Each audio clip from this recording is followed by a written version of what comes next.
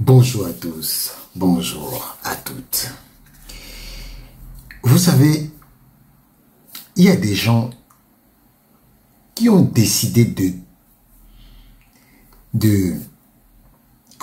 dédier leur vie à Samuel Eto'o. C'est-à-dire que chaque fois que Samuel Eto'o fait quelque chose, ils sont là. J'apprécie ça parce que c'est très intéressant. Comme vous connaissez Samuel Eto'o, c'est quelqu'un qui n'a pas sa langue dans sa bouche. Je vais vous faire écouter ce que Samuel Eto'o avait dit de cette personne. Je me suis entouré, Mireille, Georges. Je suis même allé prendre quelqu'un qui a écrit 2 livres à charge contre moi. Et qui écrira encore contre moi. Ah, vous lisez dans la boule de cristal. Ah non. Vous êtes un oracle. De toutes les façons, moi, le plus important pour moi, c'était de dire, nous devons gagner cette élection. Qui sont les meilleurs? Et je me suis entouré des meilleurs. Je me souviens encore quand j'avais appelé M. Jean-Bruno Tanier et j'ai dit, M. Tanier, c'est Samuel Eto'o, je souhaite que vous m'accordiez quelques minutes. Et j'ai parlé de mon idée. Je suis convaincu que M. Tanier se disait, mais pourquoi moi? Juste parce que M. Tanier est extrêmement brillant. Il est brillant. Et il a fait le job. Il a fait le job. Mais j'étais candidat. Seulement maintenant, je dois exercer. Vous êtes président. Oui, c'est qui est différent. Et pour cette mission, et le président se débarrasse des gens brillants. Et non, attendez, quand vous êtes candidat et vous devenez président, ce n'est pas le même rôle. Parce que vous devenez même président de ceux qui ne vous ont pas voté. Et pour cette mission, j'ai choisi ce que j'estimais être bon pour cette mission. C'est tout. Ça n'a rien d'autre. Je n'ai pas promis à quelqu'un que quand je deviendrai président, il allait m'accompagner. Non. Et beaucoup plus loin, je vous ai dit un peu plus tôt, à la Fédération camerounaise de football, nous sommes au service des 27 millions de Camerounais. Oui. Permettez-moi, oui. Nous ne faisons pas la politique. Et ceux qui viennent faire la politique ou profiter de l'aura de la Fédération camerounaise de football, notre comité exécutif s'opposera à eux. Revenons sur le cas de Jean-Bruno Tanier. Lui également n'a pas prétendu avoir demandé quelque chose, mais par contre, il a multiplié des sorties indiquant que si vos résultats du point de vue de la performance en tant que responsable en chef technique du football camerounais sont appréciables, il existe quand même une dérive autoritaire au sein de la FECAFOOT et instillée par vous. Oh, vous savez, mais je souhaiterais poser à notre très cher M. Jean-Bruno Tanier. Il n'est pas employé de la fédération. Comment il peut estimer qu'il y a des dérives? Il se base sur quoi? Voilà. Alors, en retour, aujourd'hui, il s'est passé un truc. Je veux que vous voyez ces posts. Les posts de la personne. Vous voyez? Vous voyez ces posts? Ok.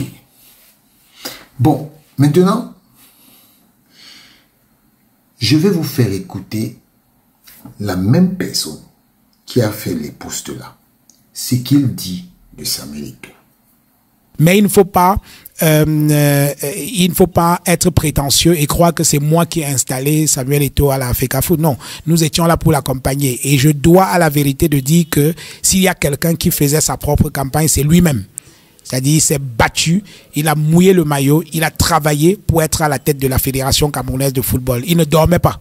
Il y a des fois où on se séparait à 1h du matin et à 4h, vous voyez qu'il vous envoie un message. Donc, c'est quelqu'un qui a travaillé pour être là où il est et il faut rendre hommage à son effort. Et ça m'a permis de comprendre l'idée que les gens se faisaient de Samuel Eto'o. Parce que le nombre de personnalités qui m'appellent pour me dire « Jean-Bruno, tu es vraiment sûr que ce type-là a changé ?» Et là, je me suis dit « Waouh, quelle idée ils ont de lui !»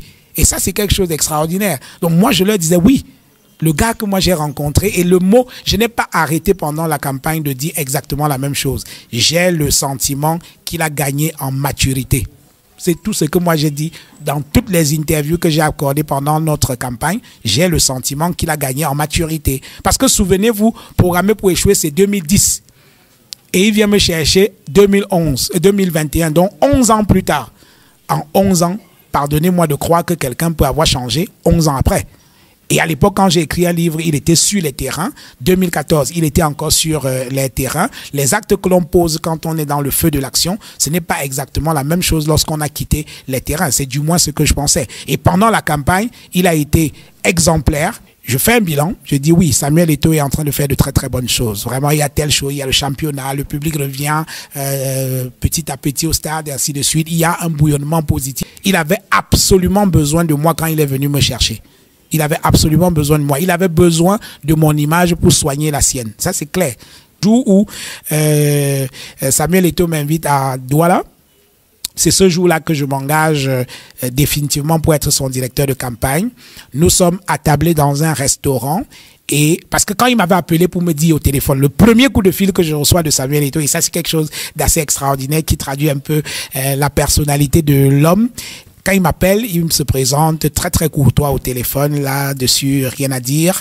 Bonjour, comment va madame, les enfants, toi-même, ça va, la santé, bref. C'est vraiment un charmeur de serpent, quoi. Alors, après, il me dit, bon, écoute frère, je t'appelle, tu sais que je suis candidat à la présidence de la FECAFOOT. Et je lui dis, ah bon, tu es sérieux dans ton affaire, là? Moi, j'ai vu dans les réseaux sociaux et j'ai l'impression que c'est une blague. Il dit, ah non, non, non, ce n'est pas une blague et je sais que je vais gagner. Et premier mot. Je suis candidat et je sais que je vais gagner. Là, nous sommes en septembre. Hein? En septembre. L'élection est encore bien loin. On n'a même pas encore ouvert, je crois que c'était en août ou septembre, donc on n'a même pas encore ouvert les candidatures. Et il me dit, je suis candidat et je suis sûr que je vais gagner. Surtout si tu es mon directeur de campagne.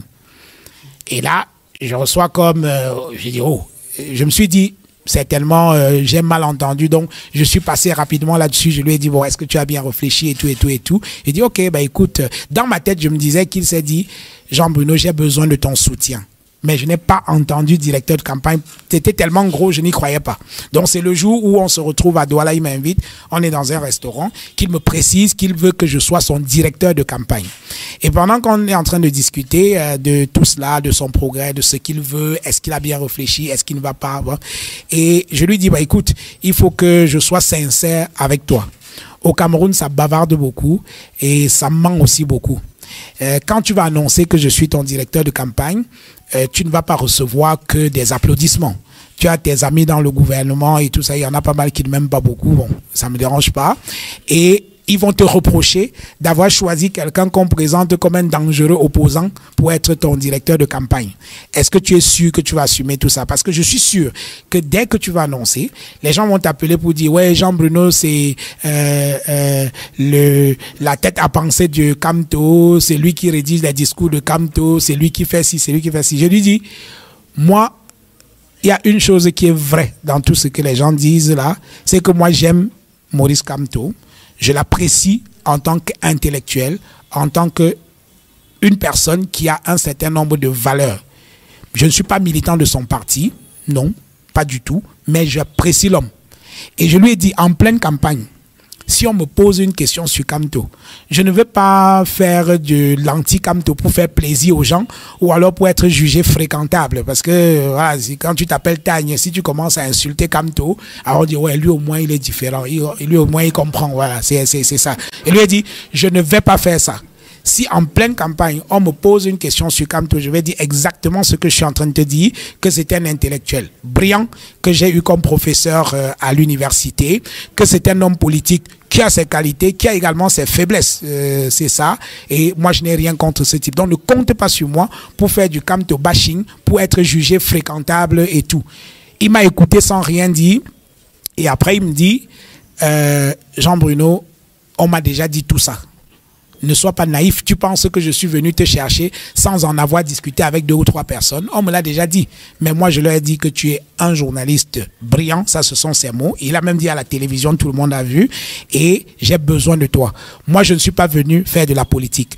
Je suis venu parce que j'ai envie de rassembler les Camerounais autour des valeurs du football. Le Cameroun est déjà trop divisé. Il a fait un long discours, une longue tirade qui était absolument séduisante. Et il m'a dit, je suis là pour te protéger. Alors, quand il m'a dit ça, j'étais prêt à me lever, tout casser en faveur de Samuel Eto'o, parce que j'ai d'abord vu quelqu'un de courageux. Et donc, il dit, j'accepte que je m'en fous. Quand les Lions indomptables jouent, ça c'est Samuel Eto'o. Quand, et bon, il aime tout ramener à lui-même, il dit, quand Samuel Eto'o marque un but, quand tu embrasses celui qui est à côté de toi, est-ce que tu veux savoir s'il est Bamileke, Bassa, du MSC ou bien du RDPC et tout ça. C'est ça que je veux apporter aux footballeurs, au football. Franchement, quand quelqu'un vous dit ça, si cela ne vous séduit pas, c'est que vous avez le cœur dur. C'est-à-dire que, et moi, je n'ai pas le cœur dur. Voilà. Donc, il m'a dit ça. J'ai trouvé que son discours, il était séduisant et c'est le discours que je voulais entendre. Parce qu'effectivement, nous sommes à un moment de notre histoire où il y a trop de clivages. Et moi, cette campagne de Samuel Eto'o, on a essayé de jeter les ponts. De jeter les ponts entre les sensibilités politiques, de jeter les ponts entre les ethnies, de jeter les ponts entre des gens qui ne se parlaient même pas. Quand il nomme Ernest Obama, moi j'ai des amis qui m'appellent, qui me disent « Jean-Bruno, comment tu peux t'afficher avec Ernest? Non, c'est inacceptable. » Je dis « Mais c'est pas possible. Pourquoi vous voulez que je déteste quelqu'un? Je ne sais pas détester quelqu'un. » Et c'est moi qui lui ai dit, j'accepte Ernest dans l'équipe de campagne. J'aurais pu par rancune, et j'ai tellement de raisons de le faire. Je lui dis, non, moi je m'affiche pas avec un type pareil et tout. Non, je pense que s'il a eu le courage de venir chercher quelqu'un qui l'a critiqué pour être son directeur de campagne, moi en retour, je ne peux pas dire non, je ne veux pas de tel, parce que j'aurais des inimitiés avec lui. Et pendant toute la campagne, tout s'est bien passé. Ernest était adorable. Samuel Eto'o était adorable, respectueux. Il ne m'a jamais dit quelque chose de déplacé et tout. Vraiment, c'était très bien. Donc, je ne peux pas mentir parce que non.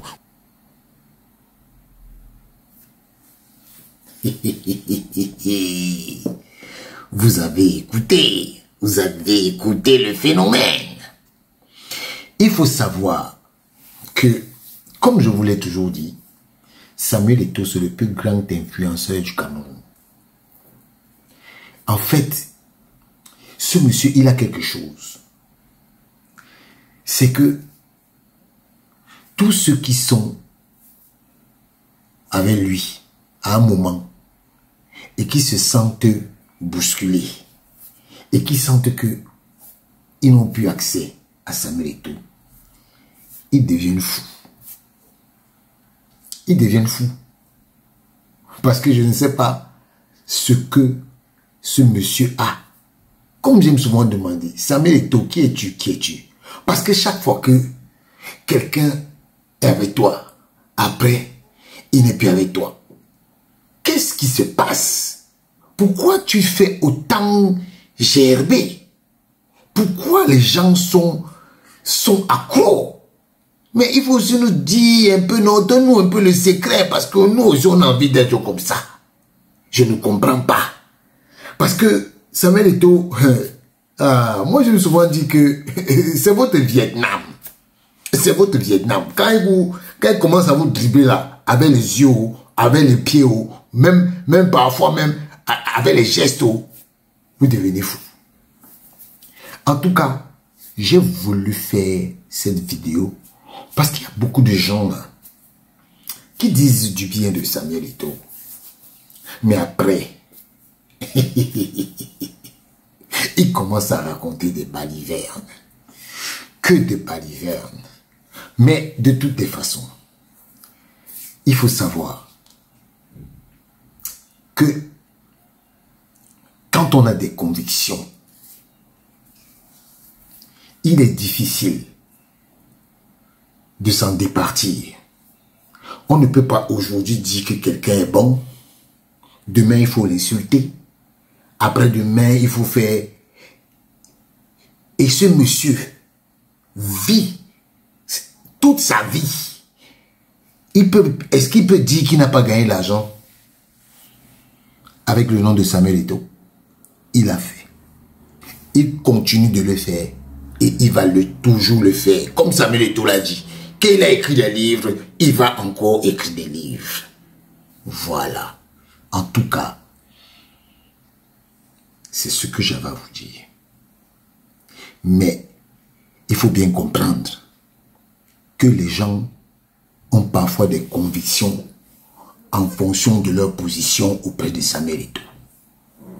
Mais il y en a qui ont de vraies convictions. Et les gens qui ont des convictions, qui ont des propensions mercantiles, financières, c'est eux que vous voyez pavader là. Oh, Samuel Eto'o, oh, il a fait Carrefour, il a fait ceci, il a fait cela. C'est eux là. Donc, moi je n'ai aucun respect pour ce genre de personnes.